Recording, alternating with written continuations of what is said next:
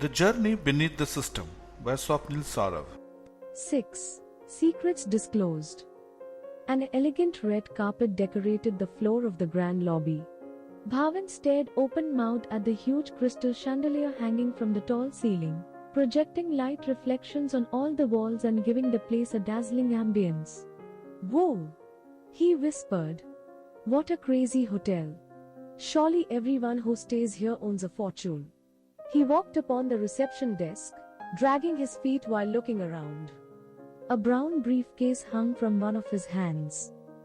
A slender woman dressed in a perfectly tidy uniform that combined with the colors of the lobby stood up as soon as he reached the desk. "Good morning, sir. May I help you?" she asked politely. Bhavan turned towards her with the same skeptical look. "Huh? Me?" he asked. The woman nodded. Nobody else was in the lobby at that moment. After a second or two, Bhavan cleared his throat and straightened up. "Yes. How much are the rooms here?" he asked, trying to sound important. The lady lifted an eyebrow. No. That's not what I came here to ask," he corrected. "I mean, I'm going to be a big star soon, so I'm probably staying in here sometime, just not today." The hotel employee smiled politely one more time. Bhavan noticed her hand moving on the desk towards a red button. "Right. I came to make a delivery."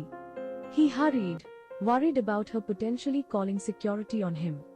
"A delivery?" the receptionist repeated. Bhavan placed the heavy briefcase on the desk. "Yes," he confirmed. "This briefcase belongs to Mr. Chauhan. He left it at a place he visited last week, and I was asked to return it. He's staying here, isn't he?" The receptionist became more serious at the mention of the name. "For security reasons, we cannot reveal information about our guests, so unless you have the room number, I am unable to confirm that," she replied. Bhavan pointed at the briefcase. "All the info you need is there. Look," he said, showing her a tag that was on the handle. She checked it and verified the personal data written on it, which included the room number. "One moment, please," she told him. "Allow me to verify with our guest." She lifted the phone, dialed a number and waited. Then she turned around and spoke in a quiet voice so Bhavan wouldn't overhear the conversation. After a few seconds, the lady turned back at him. "Mr. Chauhan will come to pick up his item shortly. He wishes to thank you personally for retrieving it for him," she said. Bhavan backed down. "Oh no. I'm just the delivery man. I wasn't the one who found it or anything. Besides, I have to return immediately, so..." He made a quick reverence and excused himself from the 5-star hotel. "I wanted to see him, but they explicitly told me not to talk to him personally," he grunted on the way out. "I was curious about the kind of people come to places like this. I wonder why they didn't just use the regular mail to return it. Perhaps because he's an important person?" He walked away, not without taking a good look at the impressive building from outside before it went out of sight. "This is another level. I have to stay in one of those rooms after I become famous," he declared. As he turned around the corner, a loud noise followed by several screams suddenly scared him, making him drop to the ground behind the curve. "What the?" Bhavan peeked back and saw the hotel entrance in flames.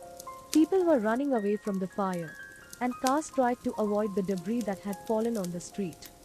"Phew! It's hot," he said, wiping the sweat off his forehead. "Had I arrived 5 minutes later, I'd have been caught in that nasty explosion. Was I lucky?" His heart was racing, and there was an uncomfortable pressure in his chest. A spine-chilling thought had just appeared in his mind. That didn't have to do with me. Did it? No, it can't have been. A month had elapsed since the lively group of friends first arrived in Shamavali.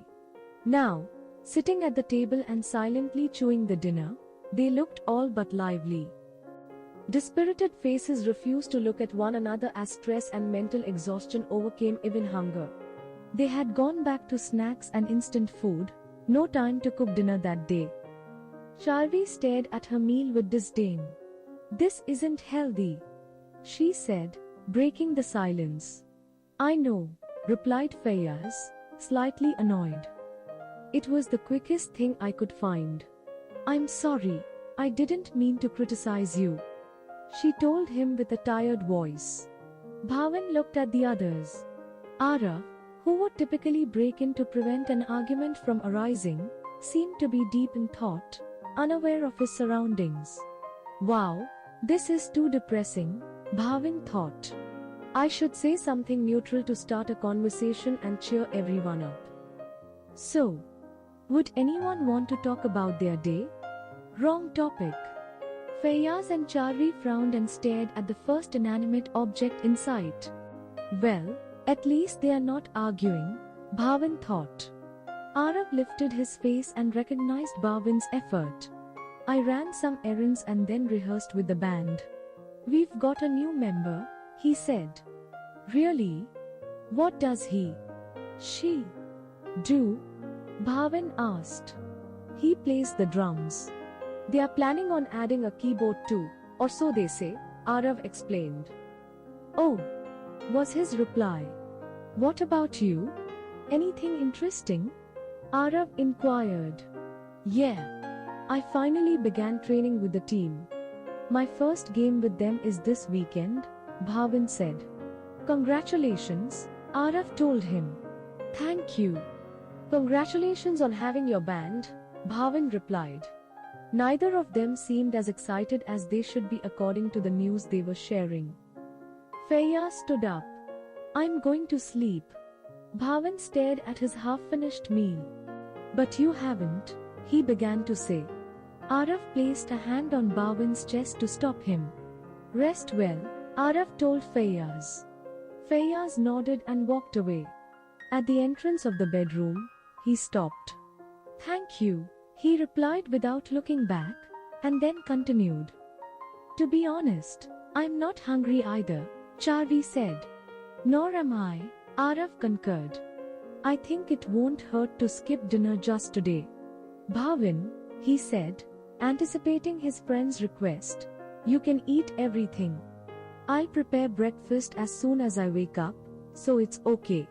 I know you get hungrier when you're anxious."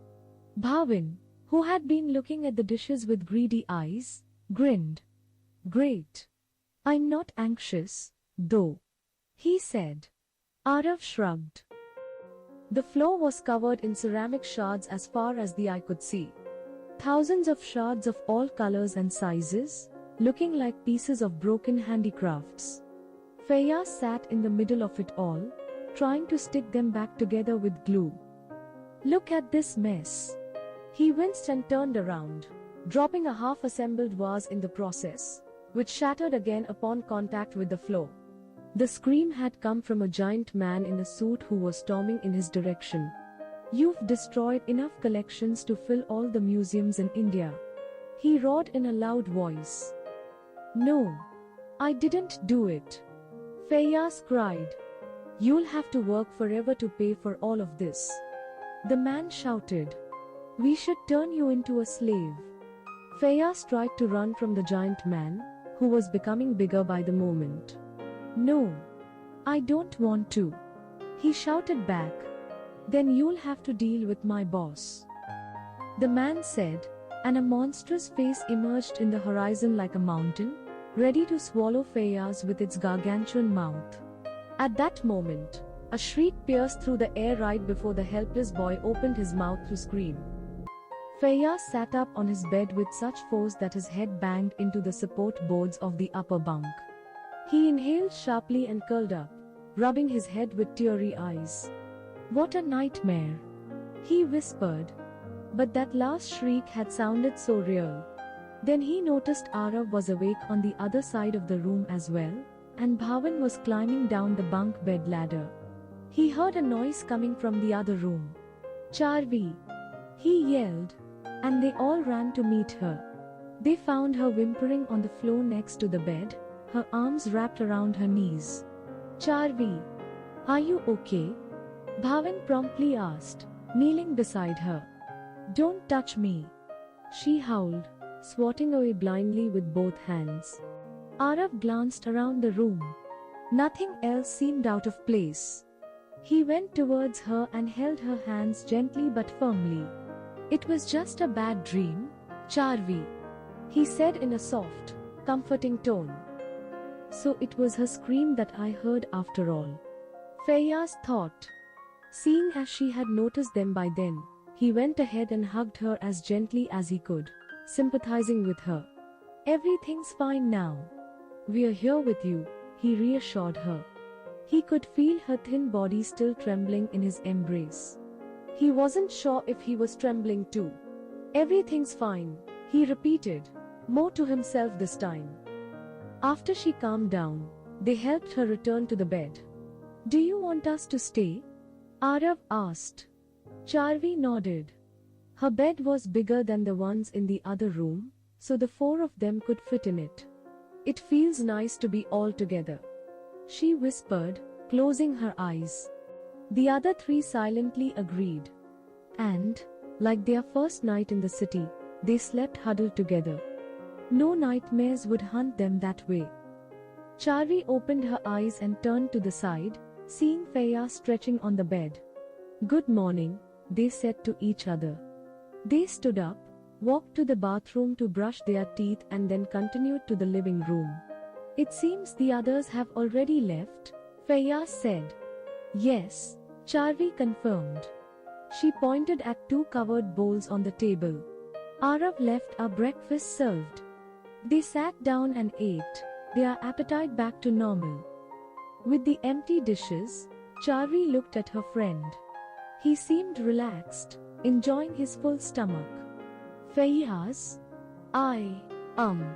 Can we talk? She asked tentatively. Feyyaz looked back at her. He asked. Charvi's face was full of concern. You know we have all been working hard lately.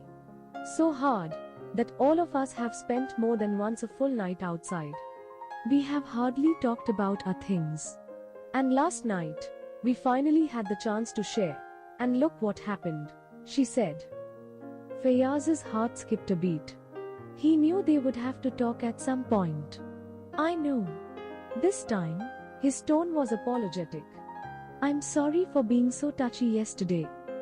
I shouldn't lash out at you because of my bad mood. The truth is, he took a deep breath. There is something we need to discuss. Something I haven't told you guys. To his surprise, Charvi looked as uneasy as he did. You're not the only one. I have something to confess as well. She glanced away for a moment, but then she faced him directly and continued speaking. And I'm sure the others have their problems and that they haven't shared them in fear of getting us more worried than we already are. I think it's time to have a meeting. The four of us. You're right, Feyyaz replied. Let's tell Bhavin and Arav to confirm that we're free at the same time.